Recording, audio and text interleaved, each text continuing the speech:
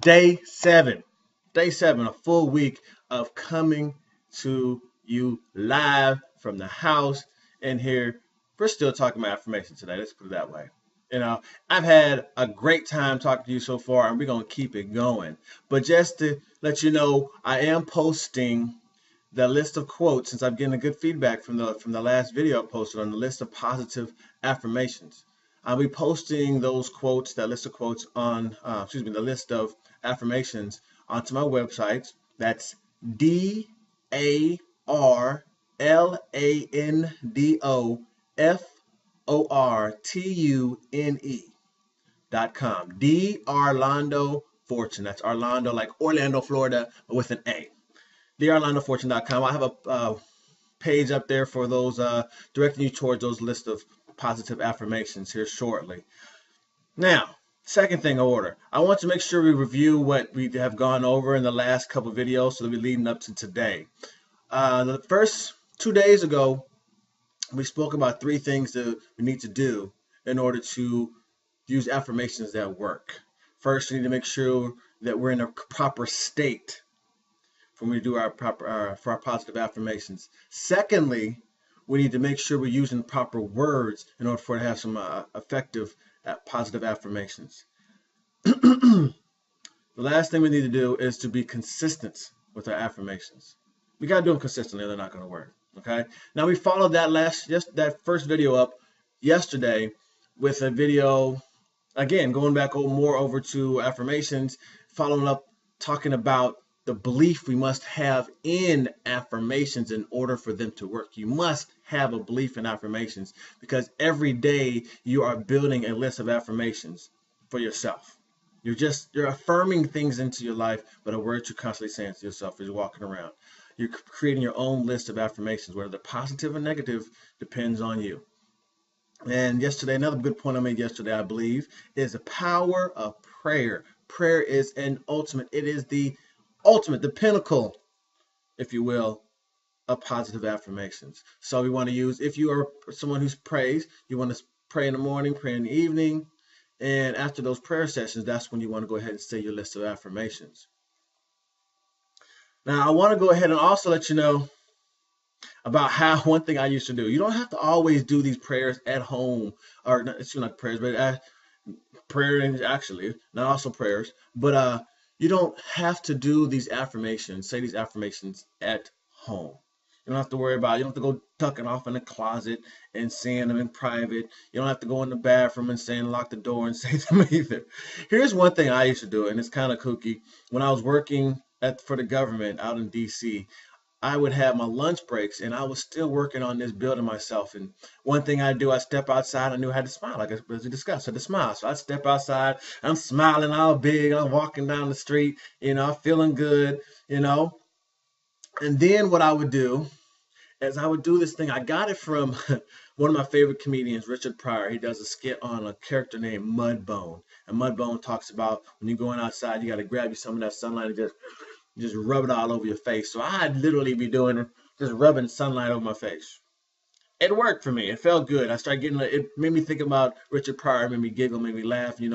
Laughter is just a great way of healing yourself and getting into a state. You ever realize no matter how much pain you're in, if someone makes you laugh, unless it's in your side and your gut, when you start laughing, you will forget about that pain momentarily. That's a powerful thing, how powerful our body is. But anyway, I'd be walking down the street during my lunchtime, and those lists of affirmations I had some of them memorized, and some of the ones I use more often. And I'd be walking down the street going to get something to eat from the vendor, or maybe walking the subway or something like that, because I was on a health kick.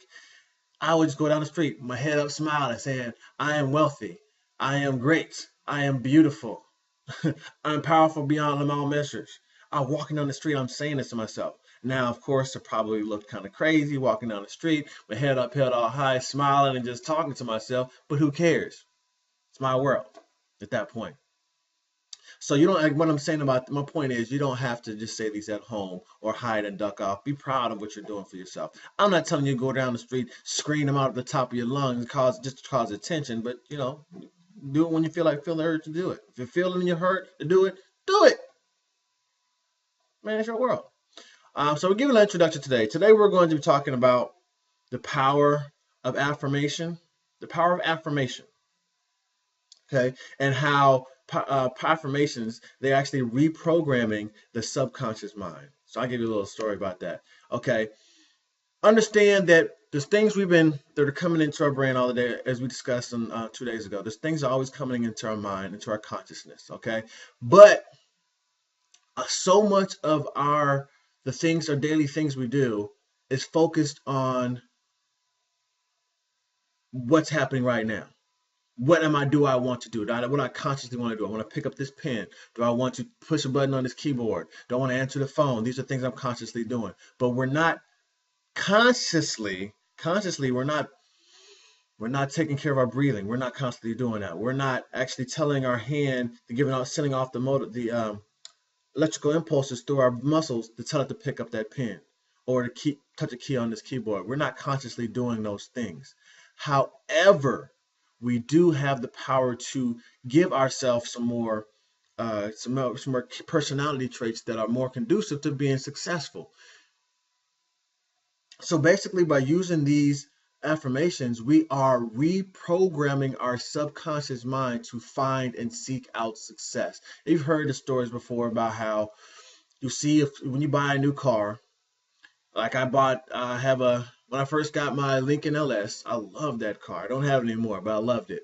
The Lincoln LS. And that's probably part of the reason why I don't have it anymore, is because I loved it too much. God doesn't like that. But anyway, when I first got the Lincoln LS, I would see this Lincoln LS everywhere. Everywhere. Now, I can't explain that because I have to believe that they've always been around there in those same areas, because I was still just going from home to work for the most part. So now all of a sudden I was aware of what was going on around me more, and more in tune with Lincoln LSs, whatever color, shape, size, whatever they may be. And I guess I was still comparing myself to I got better rims than that. My car is shinier than that. That's what happens. That was me being egotistical and narcissistic. Not a good thing. God took it out of my life. I don't have that car in the vehicle anymore. But as we start focusing on success principles and things that we want to bring into our life, we start noticing more successful people. We start noticing more successful acts, successful businesses. As we want to manifest happiness into our life, we start noticing what makes people happy. We'll start seeing a word or a phrase or something like that in something we're reading, or an article, or a commercial on TV, and we'll notice how happy somebody is in a commercial.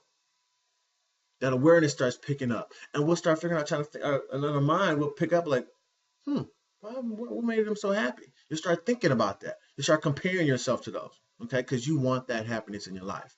So by seeing these affirmations, you want to make sure the affirmations that are reprogramming your subconscious mind towards the things that you want in your life. Second thing, as I said, is with the power of affirmation. I'm gonna tell you about this. This morning, my father went home early from work. Now, my father's the type, he doesn't get sick. He takes care of himself fairly well. Now, when I spoke with him, I asked him, why he's at the house, and what was going on. He said that he wasn't feeling well, and that he had some little pains in his head, and that and he was tired. I asked him, why are you tired? What's going on? He said, I didn't sleep well last night.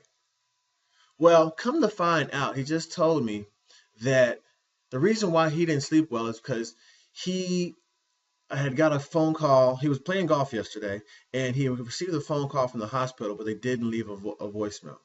Okay, and then also when he got to work today, he found out they had a voicemail. He had a call from the hospital, and they didn't leave a voicemail for him there either. So he's worried about what the hospital could be calling about. Of course, at his age, any little thing could happen. He has a little bit of high blood pressure from time to time, and he's working on some other things, and some diabetes that runs in our family. So he's trying to figure out what are they calling about, because there was no voicemail. So he's in here stressing himself out. He says, I was just stressing myself out for no reason. Stressing myself out, and I didn't even know what was going on. You see, this is the power of affirmation. He was affirming to himself by the things he kept saying to himself, oh, it could be this, it could be that. He was fearing the worst thing that could happen, and it kept reprogramming his subconscious. So that must be what he reprogrammed his subconscious to think that must be what the hospital is calling about, because he kept telling himself the same thing over. He kept telling himself about the bad parts, telling him about and what negative things could be coming into his house, into his life. So that power, the power of affirmation is that continually saying these things to yourself, and we put enough emotion behind them, you will lose sleep over it. But on the same token, when you're going towards the direction you really want to go and you're affirming positive things in your life, you'll have some good sleep and you'll wake up energized like I am every day. I love it. And guess what? All they were calling him about was to tell him as a reminder that he had an appointment today. He was stressing about all that, and it was just an appointment. That's all they were calling him about. Last thing I want to talk about today. So we talk about the subconscious mind, reprogram subconscious mind through these affirmations. So we're really changing our awareness and what's coming into our life, what we see coming into our life, so we can step towards those things, to be opportunistic. The second thing is a power affirmation is evident in your life. You will start noticing things that happen in your life that fear factor that happens. You start stressing and worrying about it. Usually doesn't happen, but think about how it affects everything that happens in your life. You start feeling down. It starts affecting you physically, emotionally, thinking about things you don't want. But think about also the power of affirmation when you start using it to get towards the things you want to have in your life. How you start seeing beauty in things. Your eyes open, so you start noticing things you never noticed before. That just like, that's beautiful. That's nice. You start laughing more often. Serious talk. The last thing, I got a book here. I just picked up this book. The book is called Daily Motivations of African American Success. It's Dennis Kimbro, Think and Grow Rich. Good book, Think and Grow Rich, but this one's called A Black Choice. It has nothing to do necessarily about, this being directed at black folk, but I am black. So I wanted to see what he had to say in contrast to what Napoleon Hill had to say. But this book actually has a different day. Basically has a different days, different things going on for each day. So I went to open up today. For whatever reason, I just ended up picking this up out of my library today. My personal library anyway. June 4th, high tech is the topic. Here's what he says. An editorial in a regional newspaper reported a story about a man in California who built an ingenious machine in his garage. Using spare parts, he produced a machine that contained just about every high-tech device known to the computer world. On the builder's command, this huge contraption with its thousands of parts, gears, motors, and switches would begin its complex operations. From a control panel on the back of the machine, the operator watched with satisfaction as lights blinked and dials turned as an indication that all was going well. Technicians rated the contraption as a marvel of technology. However, there was just one minor flaw. The machine was not designed to do anything. It was developed by an absent-minded gadgeteer who got carried away with the wonders of the machine age. We are like this marvelous contraption, not programmed to do anything. But as soon as we develop direction and a plan of action, we begin to realize our full potential. In this high-tech, high-consciousness world, we direct through our thought process the control panel of the greatest machine ever devised, our mind. I'll leave you with that, folks. And this is D. Orlando Fortune telling you to keep it as simple as A, B, C, 1, 2, 3, do, re, mi. I'm out. Because confidence is all you really need to live your life in style. So just do what you gotta do.